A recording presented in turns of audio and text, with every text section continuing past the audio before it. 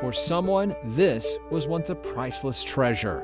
Photos of a loved one away at war, a couple separated by conflict, a boy who meant the world, a V-mail from the front to his darling wife from Sergeant Carl Carlson.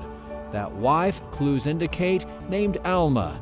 Handwritten memories place her in Milligan near Elizabethton. News clippings record her husband's service in the Army, in both Europe after VE Day, later in the Pacific. A postcard from Hawaii from Carl tells Alma Hilo looks pretty, but he couldn't get shore leave. But there, the clues run cold, so I went here to East Tennessee State University.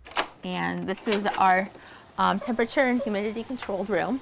To the archives of Appalachia. Here it is. To archivist Laura Smith, who right away, so this is quite good. This is quite good, yes. Marveled at the service album.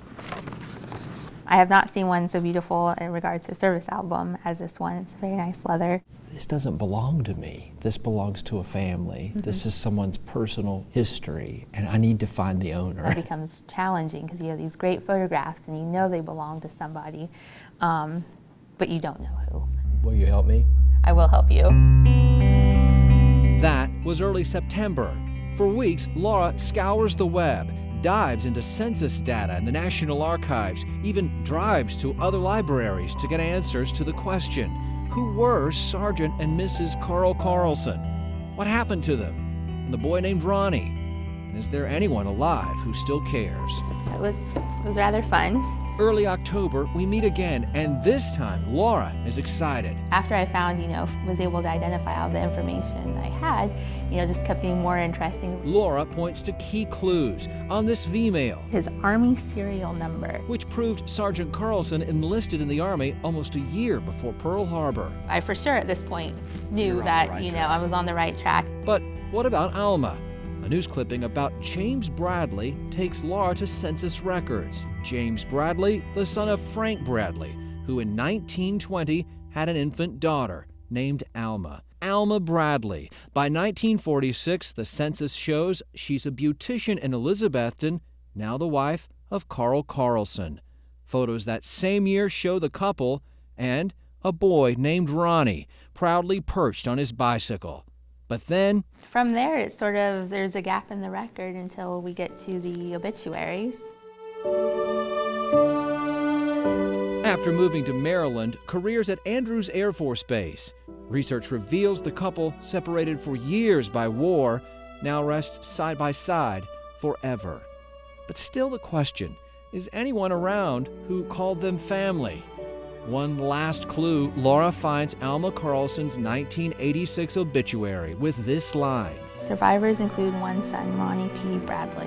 With only that name and the hope Ronnie was still alive, I got on the phone. I came into contact with some photographs that were given to me. They were from World War II. After just a few calls, I found exactly what we've been looking for. An appointment set. A few days later, Ronnie, I have been waiting a long time to give you these. Ronnie, the Carlson son. He moved back from Maryland to Carter County and raised his family years ago. This belongs to you, and I want you to have it. Have you seen this before? No. You've never seen this before? No. That's the first time I've seen it. We did not know it existed, unfortunately. I'm thinking this is your mother and her sister. This is Alma, and that's Madeline. Madeline. Who's that? Oh. I don't know.